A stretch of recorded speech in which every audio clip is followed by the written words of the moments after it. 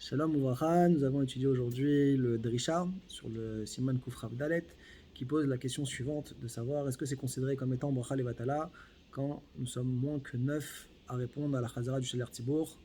Et donc pour répondre, il rapporte les mots du Shulchan Aruch dans le Siman Kufrav Dalet qui dit que Karov Be'enai, que ce soit Bracha Levatala quand on n'est pas 9 à répondre, il dit Karov Velo Mamash.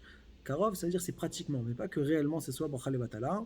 Et pour preuve, c'est que le Shulchan Aruch dans Siman Nunhe tient la lacha que si jamais des gens sont sortis, Yatsu Miktsatan, et bien quand même le Sheler Tzibour pourrait continuer à faire sa Chazara, même si on n'est plus 10 dans le Bet Knesset. Le Bet Yosef avait apporté également la preuve de ceux qui sont Yeshenim, que même le Yashan, on peut l'associer à ce que au Minyan, que le Sheler Tzibour puisse continuer à faire ses brachot, ou bien même ceux qui seraient en train de parler pendant la Chazara, ça n'empêche pas que le Sheler Tzibour puisse continuer de faire ses brachot. On a vu ensuite le Shut Tigrot Moshe qui donne un chidouche de dire que ceux qui sont pas mis de Kavnim, eh bien en réalité ils correspondent comme à ceux qui seraient sortis carrément du Bet Knesset et que s'applique sur eux ce qui est marqué dans les Yerushalmi, que Osve Hashem Ikalou, donc a priori une malédiction, que ceux qui abandonnent Hashem, eh bien ils soient anéantis, pour montrer la gravité de ce que c'est que de casser un minyan, ou en tout cas c'est le deal qu'on voudrait donner aux gens qui ne sont pas mis de Kavnim pendant la Chazara du Sheler Tzibour comme s'ils étaient sortis.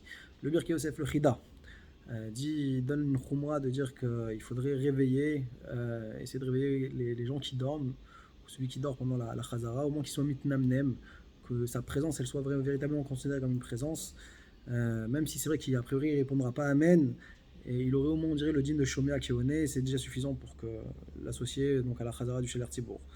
Le Shulchan Aruch Harav, lui, il a voulu faire une distinction entre Gdusha Kaddish, où là, effectivement, on n'a pas besoin d'être 9 à répondre.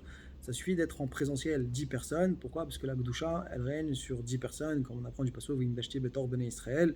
Ça suffit la présence de 10. Par contre, pour la Chazara du Sheler Tzibour, alors là, il fait une distinction. Si le Sheler Tzibour, il n'a pas encore prié, la Tfila Belachash, alors là, il faut absolument 9 qui répondent Amen, et c'est Bracha Levatala. Lui, il dit pas Karov, il dit que c'est vraiment Bracha Levatala.